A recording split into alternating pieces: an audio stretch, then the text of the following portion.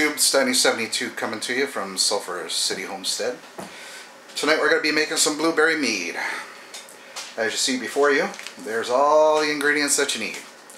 As always, if you're ever going to do any kind of home brewing at all, be it wine, beer, whatever the case may be, you want to make sure that you keep everything very clean. We have some no rinse sanitation. Easy Clean is a brand name of it. Really good stuff. And as you see there's some really nice honey. We got 1 gallon, approximately 13 pounds. And we have the yeast. It's Lavlin D47. We got 2 packets of that. We also have the Yeast Nutrient. Mead is a little bit different than wine. Since you're using it with honey, you want to add a little bit of a boost to it. Grapes have a lot of other things that help with the fermentation process. The yeast nutrient supplements the things that you can't get from the grapes. We also have bentonite over there. Bentonite is really nice in the final production of your mead or wines. What it does is it attaches itself to the proteins that after brewing could cause your wine or mead to cloud up. So it keeps it nice and clear. We also have a thermometer. Spring water, you want to make sure that your water is the best water that you can get. Try to avoid tap water. The chlorine will make your mead taste very, very bad. So now we're going to go into the next process. We're going to start doing a little bit of pasteurizing the honey and the blueberries so that the wild yeasts don't get in there. And we just have the yeast that we're going to put in there to do the job. Alright, a couple things here now. We've got the honey sitting in the sink in hot water so that it's not so viscous and we can actually pour it. And inside of the bucket we have the spoon, our hydrometer, which we are going to use to measure the specific gravity and trying to discern all the alcohol content in it, and also a airlock, which we will use to put in top as the yeast eats the sugar inside of it and produces alcohol. It will produce carbon dioxide. So if you just put a closed lid on top of there, you would have a big boom. So we put the airlock on top so that the carbon dioxide may escape and not make the big boom. Alright, now we're going to add the bentonite to this water here. This is approximately half a cup of water and 2 teaspoons, pretty well rounded teaspoons of the bentonite.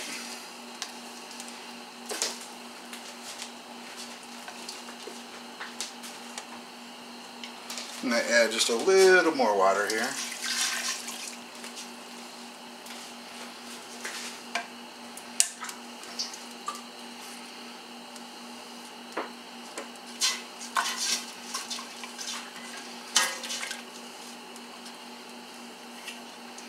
I'm going to make sure that this dissolves. It may clump up a little bit. If it does, just push it down, spread it around.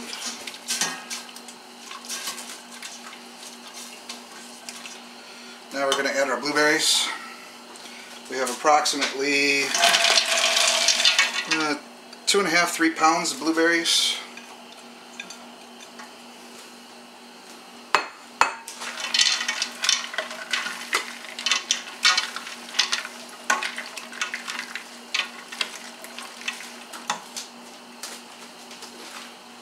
Now, the honey that we've been putting in the hot water so that it'll run pretty good.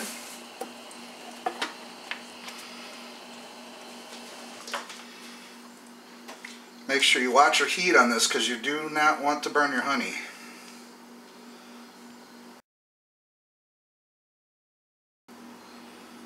This honey is raw honey and it's local for here, Ohio.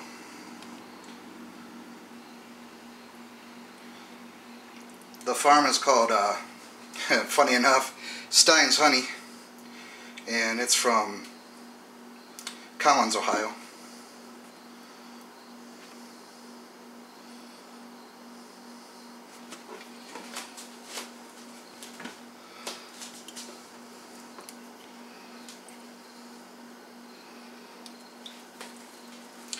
Now we're going to slowly heat this up to 135 degrees. Once it gets to 135 degrees, we're going to let it set for approximately half an hour. Like I said before, we want to get rid of those wild yeast that could be on the blueberries. And it is raw honey. Some can argue the fact that raw honey has lots of medicinal properties. But currently we're not worried about the medicinal properties in honey. We're worried about the honey producing some alcohol for us. So we are going to bring this up to temp and let it set for 1/2 hour. Alright, before we get started with our must, that's actually what we're making right now. We're making the must. That's just what the concoction is called that ends up making your alcoholic mead. So what we're going to do is rehydrate this yeast. Once again, it's the Lavalin D47. You want your water to be between 104 and 106 degrees. So we're just going to pour this in.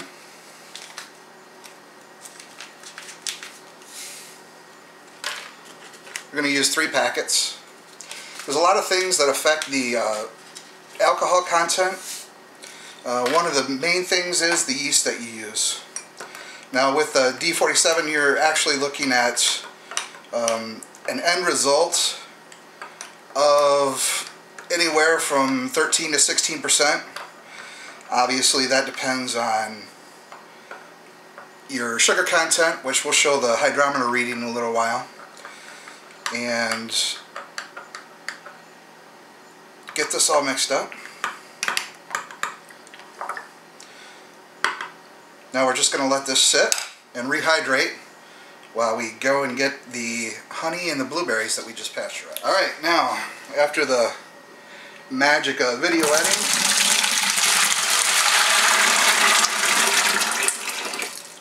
one half hour later, we have pasteurized blueberries and honey.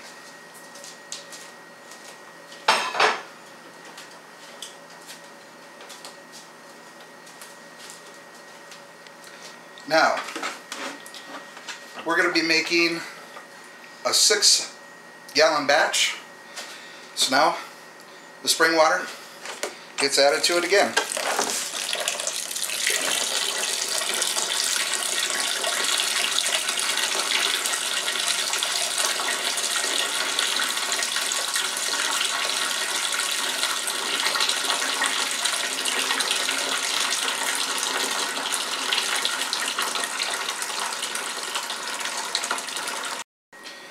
Alright, now that we've got it up to 6 gallons, what we're going to use is a wine whip.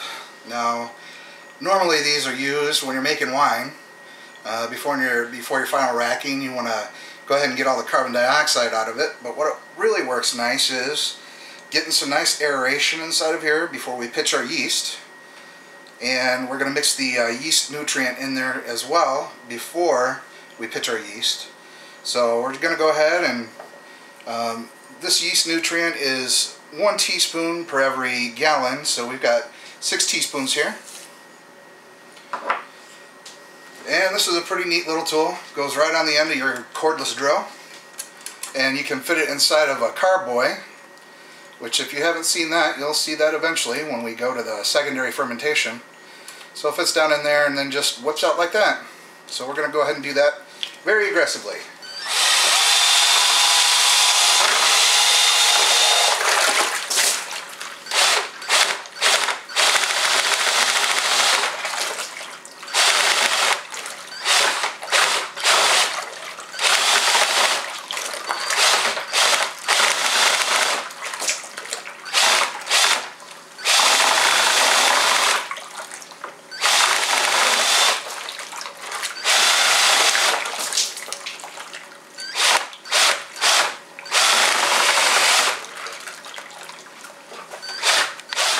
Alright, what we have right here is called a hydrometer.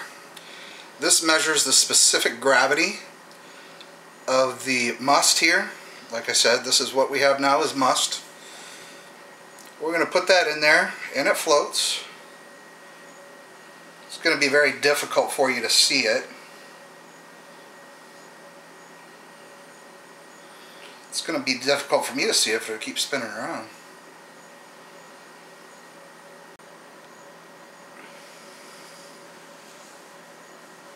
Alright, so we are at 0.235. At the higher end of the table wine. We are going to re-sweeten this before we actually bottle it, so it'll be a little bit on the sweeter side, which is the way that mead should be enjoyed.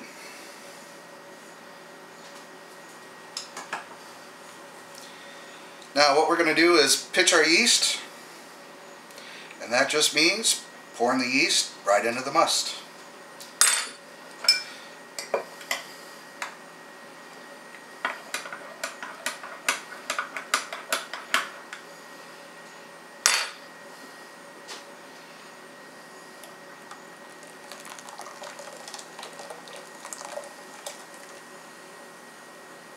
Now this cup was sanitized. Just going to get all those yeast out of there so that they can do their job. Now we're not going to stir this or anything. The yeast are already rehydrated, so you don't have to worry about it. Alright, so we made our must. We pitched our yeast. Got a lid on it. And you can get this from virtually any local home brew. But it has a little grommet inside of here that you can put your airlock on. Now, some people like to put vodka or some kind of high spirit in it. Tap water is just fine. It works. And what this will start doing is the yeast will start eating the sugars, and once they start eating the sugars, they will produce carbon dioxide.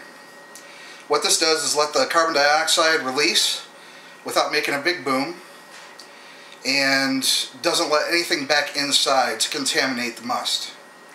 So what we're going to do is let this set for about 10 days, and then we're going to do what's called a rack into a secondary fermentation. Once we get to that point, I'll give you a lot more explanation on everything. But until then, thanks for watching, and remember, we're prepping for life.